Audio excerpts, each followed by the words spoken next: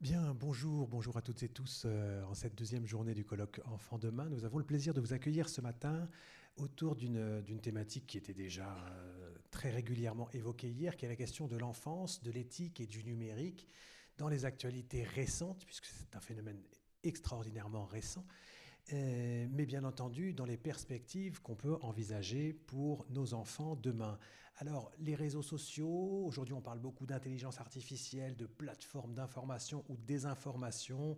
Le numérique occupe une place toujours plus importante dans nos vies, dans nos sociétés, dans nos économies. Et les enfants, nos enfants bien sûr, qui grandissent aujourd'hui dans un monde qui est en partie rythmé par le numérique, doivent faire face aux enjeux de ces nouvelles technologies, comment les accompagner et les préparer à devenir des citoyens éclairés, autonomes et dotés d'un esprit critique. Pour débuter ce temps de réflexion, nous avons la chance d'avoir donc en visioconférence notre premier conférencier qui interviendra depuis l'hôpital Paul Brousse à Villejuif. Il est médecin, spécialiste en addictologie et chef du service de psychiatrie et d'addictologie de l'hôpital Paul Brousse de Villejuif, président de la Société française d'addictologie. Il a récemment été le coprésident de la commission Enfants et écrans, aboutissant au fameux rapport remis au président de la République le 30 avril 2024, qui comprend notamment 29 recommandations. Nous avons le plaisir d'accueillir à distance, et nous devons le remercier, le professeur Amine Benyamina. Bonjour, je ne sais pas si j'apparais à l'écran, je vous remercie. Et si je ne sais pas si c'est mon temps d'intervention. C'est votre temps d'intervention, professeur Parfait. Benyamina, vous pouvez y aller. Merci beaucoup. Je voudrais remercier Harmonie Mutuelle pour cette invitation. Et je suis sincèrement désolé de ne pas être avec vous à Dijon, j'aurais préféré y être. J'ai une journée un peu compliquée et donc l'aller-retour a été un peu préjudiciable pour les autres rendez-vous de la journée. D'autant que l'actualité qui est la vôtre hein, a repris ses droits. Je vous en dirai un mot. Voilà. Petite correction, je suis président de la Fédération française d'addictologie et la Société française d'alcoolologie, présidée par mon collègue Michael Nassila. Donc la fédération, pourquoi je le dis? Parce que la Fédération française d'addictologie regroupe à peu près un peu moins d'une trentaine de sociétés savantes, associations, dont des associations de patients et de patients experts.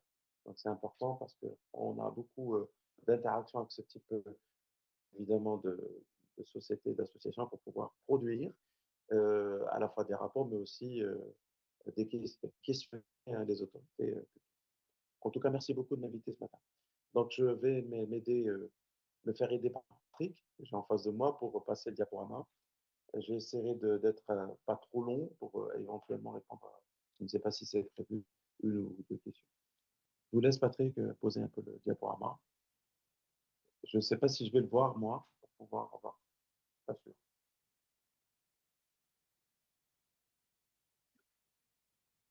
Très bien. Donc, les gens le voient. Très bien, ben, je l'ai sous les yeux, comme ça je pourrais. Donc, si on est sur la première plaque, vous avez le sommaire, c'est-à-dire la présentation de la commission et de la commande. Voilà, parfait. Présentation de la commission et de la commande. Hein.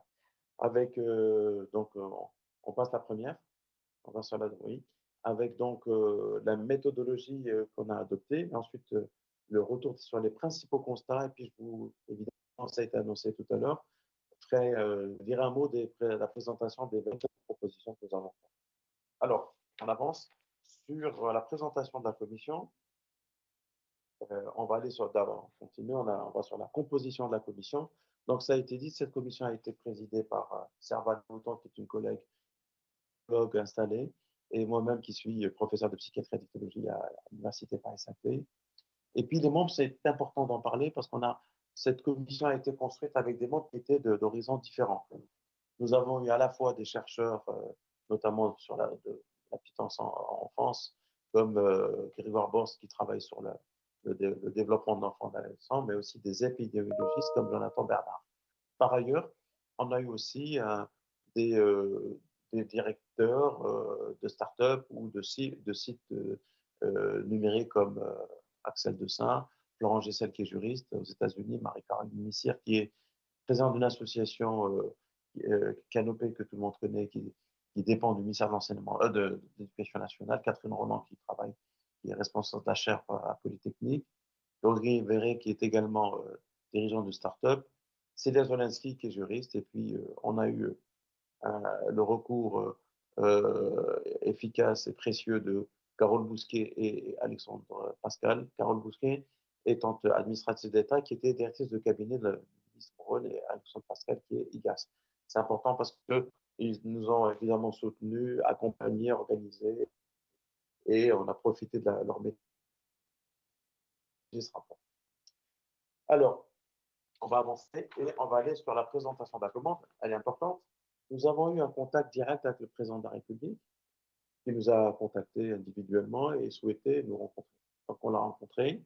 Il nous a expliqué les raisons pour lesquelles il souhaitait mettre en place cette commission avec, au bout, comme vous le voyez, un rapport.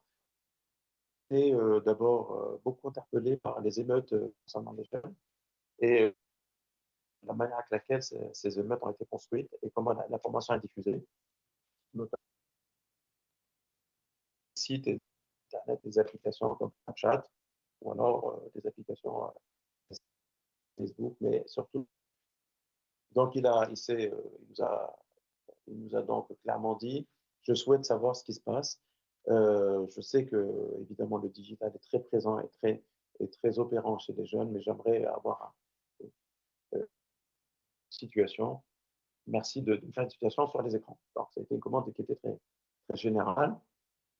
Et il a utilisé un mot qui est important parce que, de par la composition, il nous a demandé un consensus, mais de converger vers des recommandations.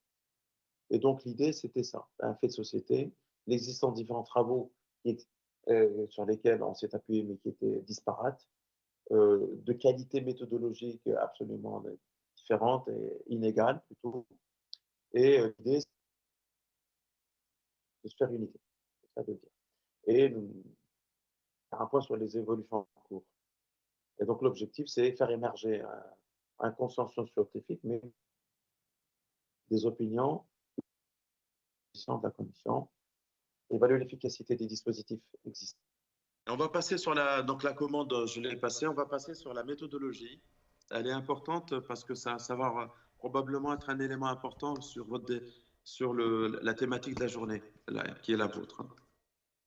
Donc, alors, le périmètre de la réflexion, je l'ai sous les yeux, donc si vous êtes, oui.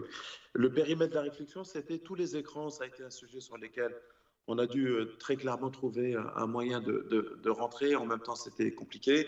Les télévisions, les ordinateurs, les tablettes, les téléphones, les portables. Donc, c'est tous les écrans et tous les contenus. Donc, ça a été vraiment bien appuyé par le président de la République.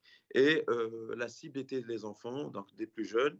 Dès la grossesse, c'est important, vous comprendrez pourquoi. Et jusqu'à la fin de l'adolescence, disons la majorité, 18 ans.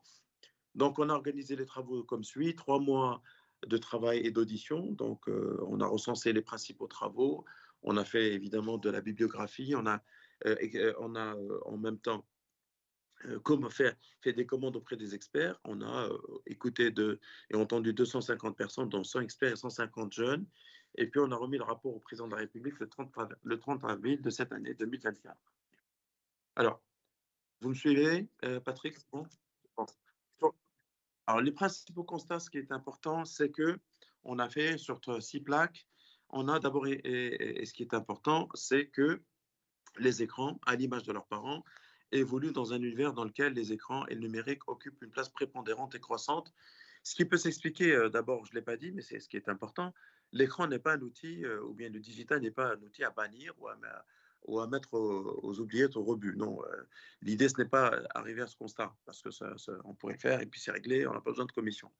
L'idée, c'est de trouver une utilisation raisonnée et raisonnable des écrans, notamment chez les jeunes, parce qu'on oublie assez vite que c'est, avant de devenir un lieu de conflit, un lieu de captation, c'est aussi un outil de réduction des inégalités sociales, territoriales et même parfois économiques. On l'a bien vu, ça a été une bouée de sauvetage extrêmement importante pendant la Covid, puisque nos enfants ont fait la classe à la maison. Donc ça, c'est important. Alors, c'est quoi les écrans, les expositions aux écrans? Dans les domiciles, on s'est rendu compte qu'on a à peu près 10 écrans en moyenne par foyer. Et à l'école, on a le recours aux écrans de manière classique, notamment par les ENT, et ce sont des supports pédagogiques de qualité. Donc, c'est pour ça que vous comprenez pourquoi, dans la commission, nous avions des représentants d'éducation nationale, notamment Marie-Caroline Missière avec Canopé. Via les équipements dont ils disposent et leurs usages, on a à peu près 1,6 écrans en moyenne pour les enfants de 7 à 12 ans. Regardez comme ça augmente vite avec l'âge. 13-19 ans, 13-19 ans, 2,6. Et au-delà, plus on vieillit et plus on grandit plutôt, plus on a une quantité d'écran élevée. Et les temps moyens de consultation, là, on s'est appuyé non pas au doigt mouillé, mais sur des données qui sont déjà anciennes, hein, 2014-2016, 4h11. On a fait une extrapolation du temps moyen, on est à peu près aux alentours de 6 à 7 heures par jour. Donc, c'est extrêmement important. Toujours les retours sur les principaux constats, il y a un consensus scientifique qui se dégage très vite, qui concerne 3 éléments. Concernant, en lien avec ce qu'on appelle les effets néfastes. Le premier, c'est le sommeil, tout le monde le sait. Un manque de sommeil, une altération de la qualité du sommeil qui est manifeste lorsqu'on est consommateur, évidemment, des écrans, surtout quand on est jeune ou enfant. Ça, c'est extrêmement important.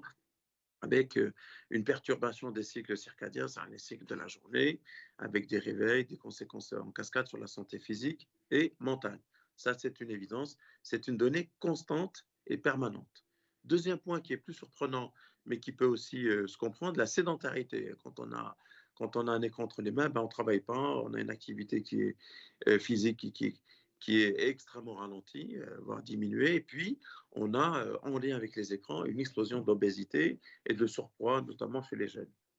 On a eu l'occasion d'auditionner pendant la période d'enquête, en gros, le professeur François Carré, qui est le père des 30 minutes d'activité par jour, qui nous expliquait qu'on a des pathologies cardiovasculaires et liées à la sédentarité chez des jeunes et qui n'existaient qu'il y a quelques années que chez les personnes d'âge mûr. Voilà. Et cette sédentarité, on la retrouve également chez des sportifs. Être sédentaire n'est pas antinomique d'être sportif. En dehors du sport, les gens s'assoient, il nous a même parlé de l'addiction à la chaise. Donc ça, c'est extrêmement important à avoir en tête. OK? Et troisième point, les problèmes de vue. Voilà, c'est important. On a auditionné des ophtalmologues et des chercheurs dans le domaine qui carrément nous parlaient d'une génération de myopes et de cécité dans quelques dizaines d'années. Et donc, les écrans renvoient, notamment la nuit, lorsqu'on les utilise, une lumière bleue qui a un effet terrible sur la vision. Donc ça, c'est important à avoir en tête.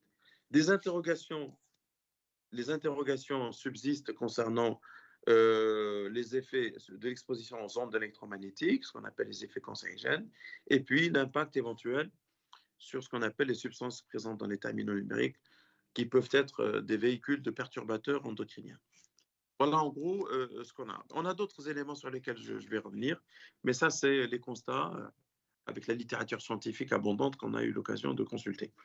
Sur la troisième diapositive, troisième série de constats, de façon générale, les études et les conséquences des écrans sur le neurodéveloppement des enfants ou les adolescents nécessitent d'être encore approfondies parce qu'il y a une grande polémique sur le fait que les écrans sont à l'origine de tableaux de type autistique ou perturbateurs du neurodéveloppement.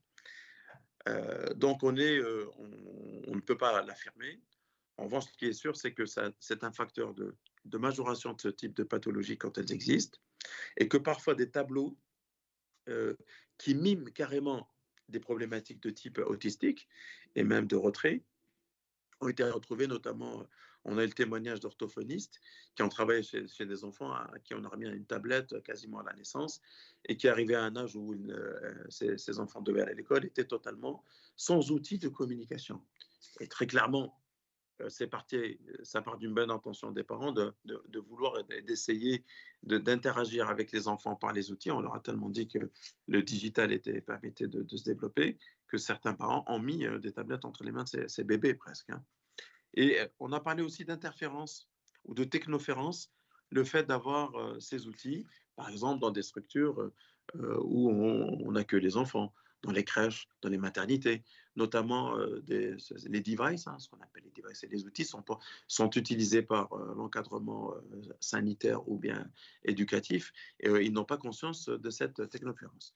Et puis à l'adolescence, la période de vulnérabilité, on a tout ce qu'on appelle la partie psychocomportementale et qui a été explorée, notamment les problématiques d'anxiété, troubles des conduites alimentaires, de dépression ou bien de troubles hyperactivité avec déficit de l'attention. Encore là, on retrouve un effet majorant de ces troubles et très clairement euh, une des premières préconisations que nous avons faites, évidemment, c'est de supprimer ce type d'outils lorsqu'on a affaire à des enfants qui sont qui sont perçus comme étant en difficulté scolaire, stressés, anxieux, avec quelques insomnies et psychogènes, ou bien carrément des tableaux dépressifs. Je vous rappelle que quand même, à la sortie du Covid, en France, on a eu une explosion d'idées ou de tentatives de suicide chez les jeunes enfants et les adolescents. Sur la 4e série, on a la notion d'addiction aux écrans qui a été longuement discutée parce que ça ne veut rien dire, parce qu'elle n'existe pas dans les classifications internationales des maladies, parce qu'elle n'existe pas dans les classifications de l'OMS. On est addict au contenu. C'est comme si je vous parlais d'une addiction à la bouteille quand on a un problème d'alcool. Donc là-dessus, de grands débats ont été menés. Il est difficile de trancher, mais il faut reconnaître une chose, c'est que parfois on a des profils de consommateurs d'écran qui passent d'une application à l'autre et qui ont un véritable attachement à l'objet. Et donc, c'est une question qui mérite d'être posée et qui va interpeller carrément les sociétés savantes et notamment les groupes de classification des maladies comme l'APA aux États-Unis ou l'OMS dans le reste du monde. Donc, de façon générale, ce qu'il faut avoir en tête, c'est que les écrans, et en particulier l'utilisation des réseaux sociaux, semblent être au-delà des bénéfices qu'ils peuvent apporter, on l'a bien dit, pour être clair, sont des facteurs de risque supplémentaires concernant l'ensemble de ces tableaux. J'espère que je suis clair là-dessus, c'est extrêmement important. En avançant un peu aussi, et dans les éléments qu'on a constatés, c'est que l'accès non maîtrisé des enfants aux écrans et l'insuffisante régulation sont des occasions où ces enfants rentrent en contact avec des contenus auxquels ils ne doivent pas avoir accès, notamment la violence, le sexe, la manipulation. De la même manière qu'on doit apprendre à conduire un véhicule avant l'âge, quand on a 18 ans, c'est la même chose pour l'utilisation de ces outils numériques. Il y a un apprentissage on l'a proposé d'ailleurs, qui doit être fait avant de leur permettre finalement de surfer, de naviguer, parce que ce monde n'est pas forcément toujours bienveillant pour les enfants derrière l'écran. Donc on l'a clairement dit, c'est extrêmement important. Ça soulève aussi plus largement les questions sur le plan sociétal. C'est la raison pour laquelle on a rapidement débordé de l'enfant à l'adulte sur nos investigations.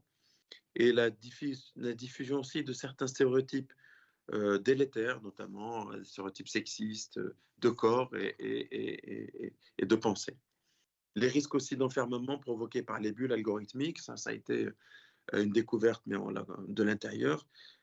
L'algorithme, c'est la manière avec laquelle on vous définit à travers un montage mathématique très savant et qui vous renvoie finalement derrière l'écran ce que vous attendez parce que ça vous ressemble. C'est la base avec laquelle des plateformes comme TikTok, Snapchat ou Instagram aussi, et même Netflix d'ailleurs, calculent un peu vos attentes et vous réengagent de manière passive. Ce qui est à l'origine du scrolling, ce qu'on appelle le fait de regarder indéfiniment, et c'est à l'infini, des images, des vidéos. Donc ça, c'est extrêmement important. Et c'est la responsabilité des plateformes qui, d'ailleurs, ont été largement citées et ont proposé des choses là-dessus. Et les dangers de la pédocriminalité, donc je l'ai dit.